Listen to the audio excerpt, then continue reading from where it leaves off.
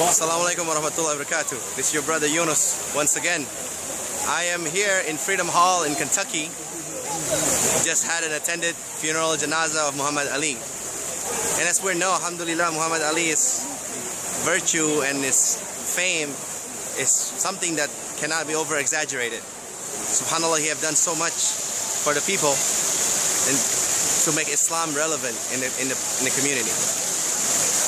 Now, I'd like to address something here. It's amazing that you get to see, when we were inside, that we get to see the people that were not only just scholars of Islam, like Umar Sulaiman, Abdul Nasir Janda, Yasir Qadi, Yasir Barjas, but also you see like all these different activists from different side of the community, from Cleveland, from Ohio, from Boston, from Chicago, and you see all these people from different walks of life, and even the non-Muslims, and even the Muslims who's not practicing, and even everything, all walks of life, they come through and they feel the love of Muhammad Ali.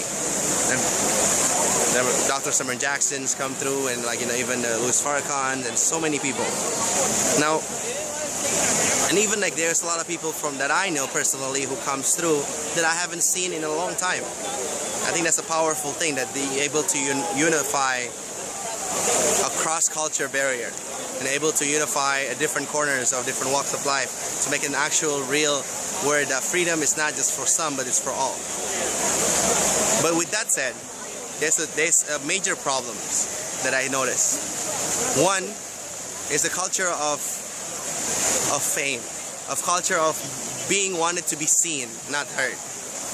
It was very difficult to create a line to pray, and it becomes such a hot mess simply because there's this idea that you want to be in the moment by preserving pictures and videos, and you want to be there at the moment and get the likes and the Instagrams and the fame. So that's one of the reasons why I didn't actually shoot this when I'm inside, but I'm doing them outside now that everything's complete, because it was such a distraction to the actual worship of the janazah itself that it creates such a crazy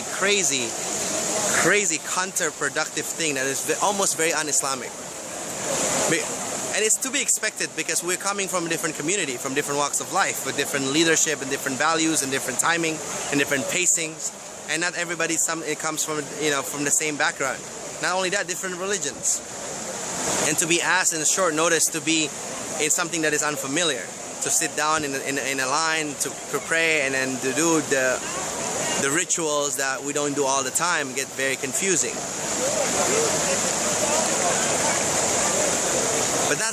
But there is something difficult to address, and this is the fact that when you create something that is messy and something that is unrecognizable, sometimes the Islam gets diluted.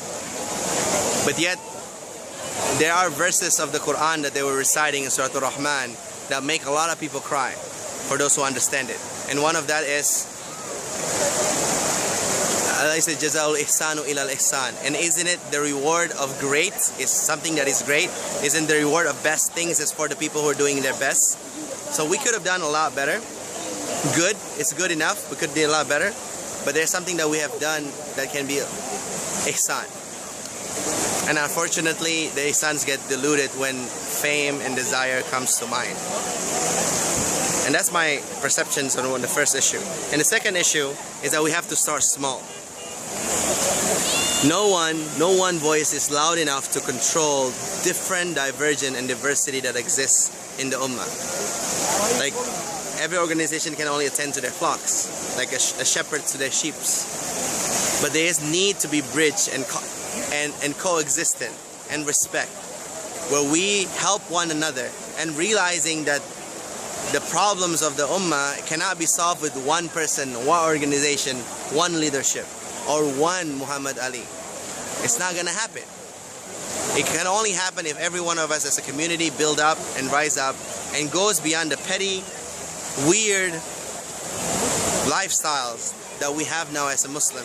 That it's okay to do less than perfect because we believe in Allah. No. We have to achieve greatness by being great. It's like how Muhammad Ali did in his lifetime. It was relevant. He make people feel welcome, but at the same time he always bring it back to Allah. As we were leaving, it was very hard to notice that the 1,500 people didn't pray Dhuhr at the same time. Some people pray in the tree, some people pray in the street. So then one of the brothers decided to make adhan really loud, right in the middle of the addition place. And when the adhan was called, people flocked and they prayed, and then Dhuhr and Asr and different people prayed through, like about 50, 60 people, almost 100 people prayed together. Sometimes all it takes is someone to call out the sunnah, to call for the sunnah, to call for the truth. Ramadan is a great time.